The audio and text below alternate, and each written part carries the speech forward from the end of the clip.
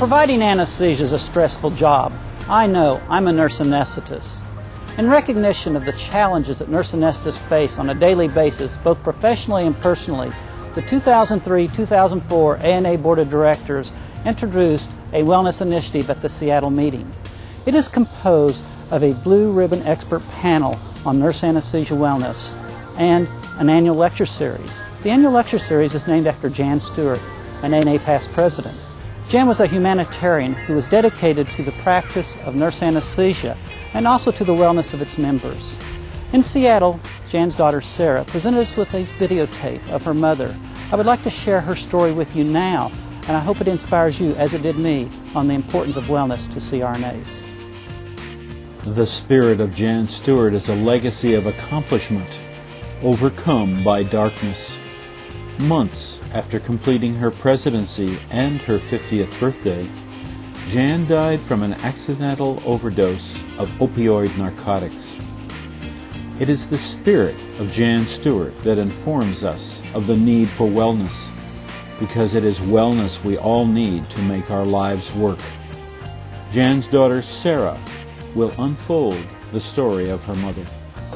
My mom was adaptable to her environments. She could go home to her parents who lived in a trailer park and be comfortable there. And she could speak in front of 2,000 people in a formal ball gown and be comfortable there. My mom would really enjoy the part of her day where she could offer a gentle word or maybe even just stroke someone's head before they fell asleep to let them know that they were in good hands and there was someone there caring for them. And so I know at the end of the day when she came home to tell me about the good things of the day, those were the things that lit her up.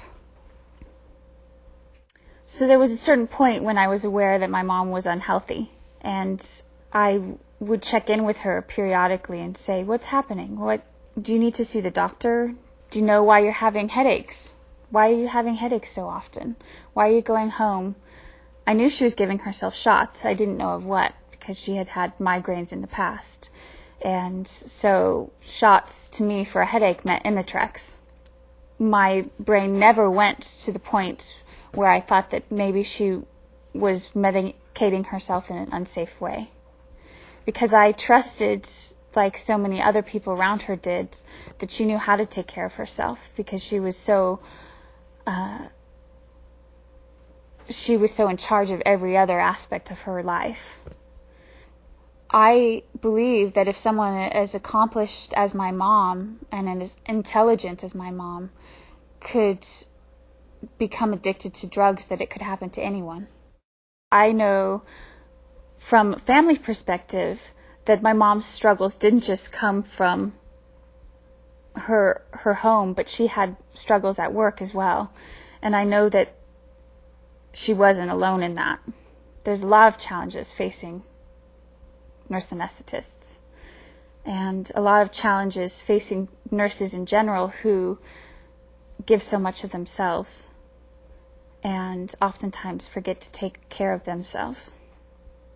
It's really important that we are able to talk about this openly before and after someone dies.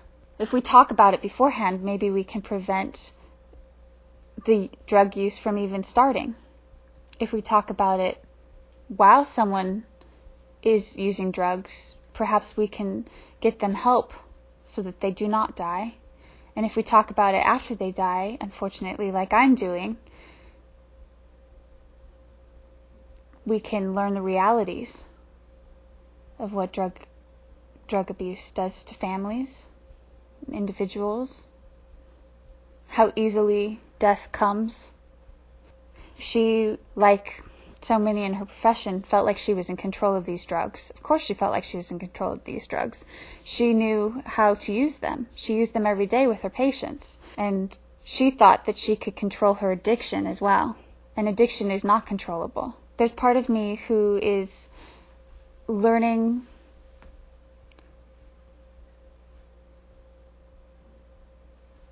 how much power these drugs had over my mom.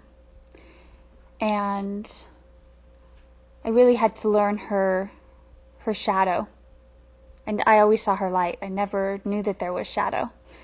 And I guess I'd like to ask people to honor her and honor how they've been influenced by her, and hopefully honor both what she did in life and in death. I know my mom better than most people did, and even I believed that she could overcome any challenge, and I clearly was wrong. And this could happen to anybody.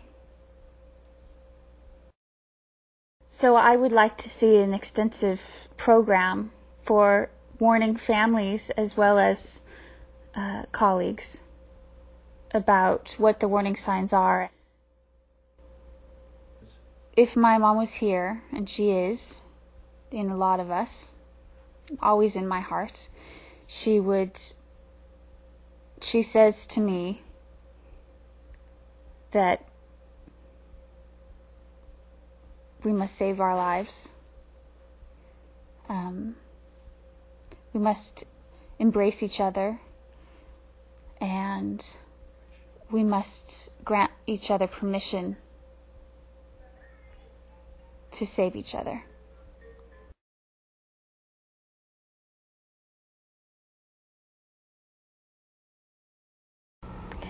What you've just seen is really a heart-rending story of the impact of substance dependence on a family member.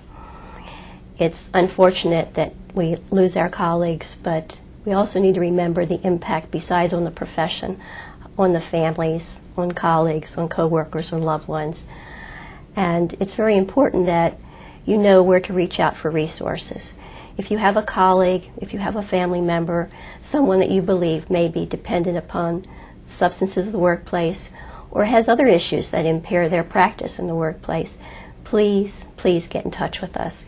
We have a very active committee that can be a resource for CRNAs. Contact our website, our hotline.